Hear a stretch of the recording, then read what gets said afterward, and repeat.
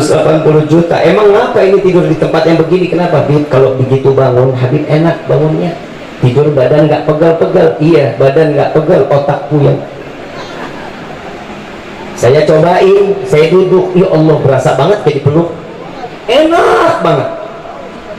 Gue nggak kebayang orang meruya tidur di kasur 180 juta 1 bulan kagak bangun. Pulas malah tidurnya. Betul nggak? Nah, kita mah syukur, alhamdulillah. Yang namanya mereka nyari tempat tidur susah, mesti banyak uang. Kita alhamdulillah di karpet aja pulas, ileran lagi. Betul nggak? Jadi nggak perlu rezeki banyak, kita minta kepada Allah. Ya Allah, apa katanya Nabi di dalam doanya?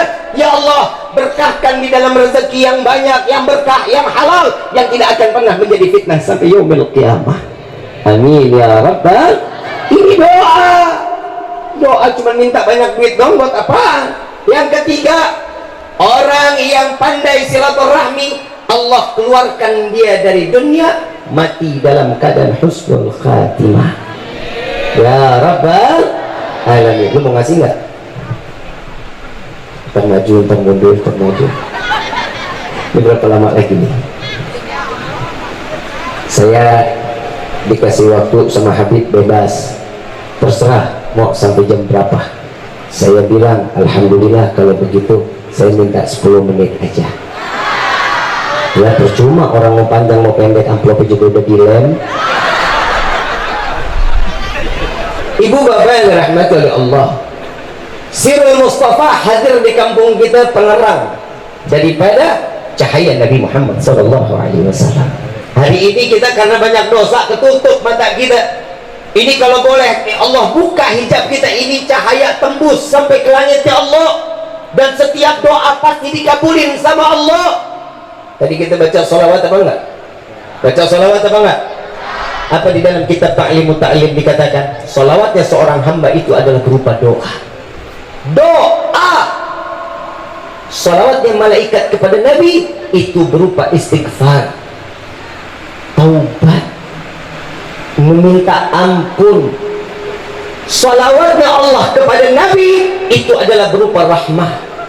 Jadi mau nggak mau keluar dari tempat ini, suka nggak suka, doa kita pasti dikabulin sama Allah. Mau nggak mau, suka nggak suka, dosa kita pasti diampunin sama Allah. Mau nggak mau keluar dari tempat ini, Allah curahkan rahmat sehingga kita berhak untuk mendapatkan hidayah dari Allah. Amin ya rabbal. Perayaan Maulid Nabi Muhammad SAW adalah salah satu keuntungan yang besar bagi siapa? Bagi umat Nabi Muhammad yang dimana mereka di dalam hatinya terdapat cinta kepada Rasulullah, maka dapat mengetahui bagaimana peristiwa Nabi Muhammad SAW. Di dalam Rabi Ad-Diba, Syekh Abdurrahman Ad-Diba beliau mengatakan, ahdiru qulubakum ya ma'syarad dzawil albab. Hadirkan hati kalian wahai para pemilik akal. Kenapa yang dikatakan hati? Kenapa yang dikatakan adalah iman? Karena tidak akan seseorang meyakini perayaan Maulid kalau bukan karena iman. Karena perayaan Maulid tidak bisa dijawab dengan akal, wajib dengan Yang pertama, saat Nabi terlahir ke dunia dalam keadaan sujud. Percaya apa enggak? Percaya apa enggak? Ada enggak ibu begitu lahir anak keluar sujud? Ada? Ada enggak? Yakin? Itu kalau ada anak keluar sujud langsung sampai mengucapkan ya hayyu ya qayyum, insya Allah yang nonton ke rumah ibu berjibun orangnya, yang nonton 10.000. Kenapa? Gak bisa pakai akal. Mana ada anak lahir begitu lahir sujud bisa bicara? Nggak mungkin, kecuali dengan iman. Pasti orang tersebut meyakini. Yang kedua, saat Nabi terlahir ke dunia, Nabi SAW dikirimkan 4 bidadari untuk menjadi bidannya Nabi Muhammad SAW. Percaya apa enggak? Yakin? Bidadari. Saat Nabi terlahir 4 bidadari yang bisa ikut menyambut kelahiran dan membantu proses persalinan ibunda tercinta Sayyidatina Aminah radhiyallahu anha wa radhaha. 4 bidadari. Yakin apa enggak? Percaya apa enggak? Berarti orang meruya masih punya iman. Yang ketiga, saat Nabi terlahir, orang-orang kafir saat itu mendengar binatang berbahasa Arab dengan fasih. Binatang ngomong bahasa Arab dengan fasih. Kita kalau punya bewok bisa ngomong, nyanyi aja Indonesia Raya, harganya miliar. Kebayang itu binatang bisa ngomong. Subhanallah walhamdulillah wala ilaha illallah. Allah Akbar. Percaya apa enggak? Yakin apa enggak? Ini belum habis ini. Kenapa harus dengan iman? Karena Nabi Muhammad seseorang manusia yang diciptakan oleh Allah dengan penuh kemuliaan. Tadi saya tanya, hadir ke sini ini sekarang perayaan Maulid, betul? Ketua panitianya siapa? Siapa? Bang Iwan. Ada orang nggak? Bang, sebiji. Yang nyelenggarain Maulid siapa? Yang nyelenggarain majlis atau musolah atau perorangan? Majlis apa? Sirul. Penyelenggaranya Sirul. Saat Nabi dilahirkan ada penyelenggaraannya, yang nyelenggarain Rabbul Alamin, Allah yang mengizinkan Nabi terlahir ke dunia. Saya mau tanya, Nabi lahir ke dunia atas izin siapa? Nabi ke dunia, lahir ke dunia atas keinginan siapa? Allah Rabbul Alamin. Diabadikan juga di dalam Rami Ad-Diba, Allah memerintahkan malaikat Jibril, ya Jibril nadi fi sairil mahlukat min ahli al-ardi was sama' bitahani wal bisyarah. Sampaikan ya Jibril, beritahu, beri kabar kepada penghuni langit dan bumi, cahaya yang saat ini selama ini aku jaga dan tersimpan, malam ini akan aku keluarkan, dan karena cahaya ini aku ciptakan langit dan bumi. Sallu ala Nabi Muhammad.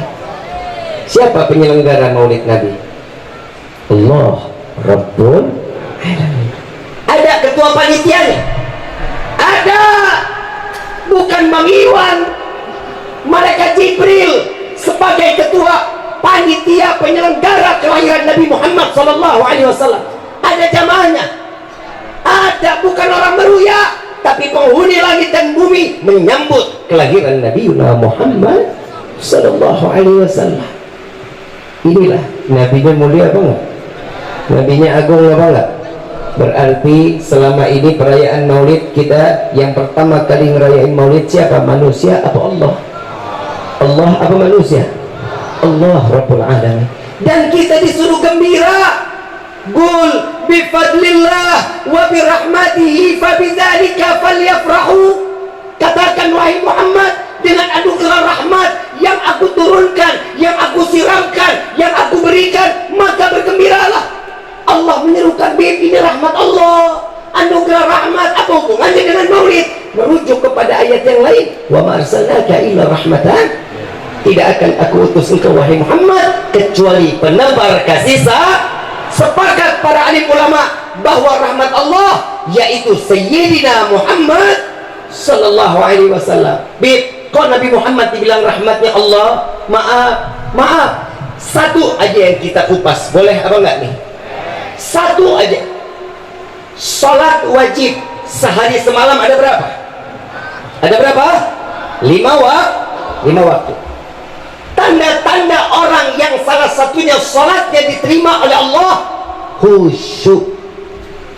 Betul? Betul? Saya mau tanya, yang pernah salat khusyuk tunjuk tangan. Tunjuk tangan. Ada yang pernah khusyuk? Berarti selama ini kalau kita merujuk pada satu ilmu, berarti sholat kita selama ini diterima apa kagak tuh? Ya kalau kita dihitung dari ilmu ya kagak, orang kagak ada khusyuk-khusyuknya. Padahal di dalam salat udah berikrar, inna salati wa nusuki wa mahyaya lillahi rabbil. Udah dijalanin sudah. Ya Allah, aku serahkan hidupku, matiku, sedekahku, hajiku, semua aku serahkan kepada. Udah. Baru Al-Fatihah. Kunci motor ketinggalan di motor, kita ingat. Kompor belum dimatiin, kita ingat. Betul? Yang begini khusyuk apa enggak? Berarti sepakat sholat kita kalau merujuk kepada ayat-ayat, kepada ilmu dalam waktu sholat, dan salah satunya adalah khusyuk, berarti sepakat sholat kita nggak akan ada yang diterima oleh Allah. Betul? Tapi saya wallahi hakul yakin, sholat kita dari mulai balik sampai detik ini, semua sholat kita pasti diterima oleh Allah. Kenapa? Karena di dalam sholat wajib tertempel sunnah Nabi Muhammad SAW. Betul apa enggak? Betul apa enggak? Sesuatu yang tertempel kepada Nabi pasti akan menjadi mulia. Sesuatu yang tertempel dengan Rasulullah akan menjadi agung. Salah satunya Isra wal Mi'raj Nabi Muhammad SAW. Malaikat Jibril nggak sanggup untuk nemenin Nabi berjumpa dengan Allah, tapi dari ujung kaki sampai ujung rambut Nabi lenggang masuk demi hijab semua terbungkak. Saat dimana Allah berjumpa dengan Nabi, disitulah sandal Nabi Muhammad berjumpa dengan Allah secara langsung. Sallallahu alaihi Nabi Muhammad. Malaikat Jibril gak bisa masuk, sandal Nabi berjumpa langsung dengan Allah. Sesuatu yang tertempel dengan Nabi pasti akan menjadi mulia. Kita lihat guru-guru kita didatengin sama santri, dicium tangannya, betul? Dihormatin, betul? Dilayanin, betul? Emang karena siapa? Karena beliaunya? Bukan. Karena guru-gurunya? Bukan. Karena mereka membawa ilmu Nabi, maka Allah memuliakan mereka di dunia, Allah muliakan di akhirat. Amin ya Rabbal.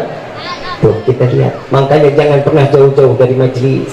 Deketin guru-guru kita, sayangin guru-guru kita. Tidaklah seseorang akan menjadi ilmu yang berkah dalam dirinya kecuali mereka mendapatkan keridhaan dari gurunya.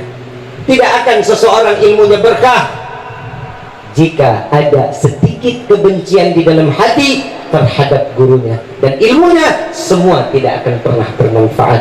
Laula rabbi ma araftu rabbi. Kalau bukan karena guru-guru kita, kita nggak kenal siapa Tuhan kita.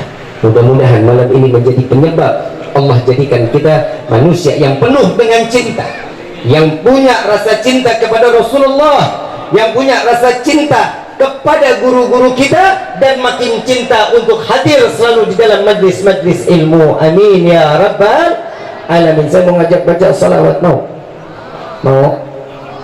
Mudah-mudahan kita juga minta kepada Allah, saudara-saudara kita yang ada di Palestina, mudah-mudahan Allah berikan kemenangan. Mereka yang telah kembali kepada Allah, Allah hitung matinya dalam keadaan syahid di hadapan Allah. Yang orang tua telah meninggalkan anak-anaknya, kita minta kepada Allah semoga anak-anak mereka menjadi anak-anak yang saleh-salehah. Anak yang telah meninggalkan orang tuanya, kita minta kepada Allah mudah-mudahan anak-anak yang dapat menjaga orang tuanya kelak nanti di surat, dan ditariknya kedua orang tua sampai masuk ke dalam syurga-Nya Allah. Amin ya Rabbal. Dan kita juga minta kepada Allah, kepada Zionis Israel, Allah hancurkan mereka, Allah porak-porandakan mereka, Allah hinakan mereka, Allah cerai-beraikan mereka. Amin ya Rabbal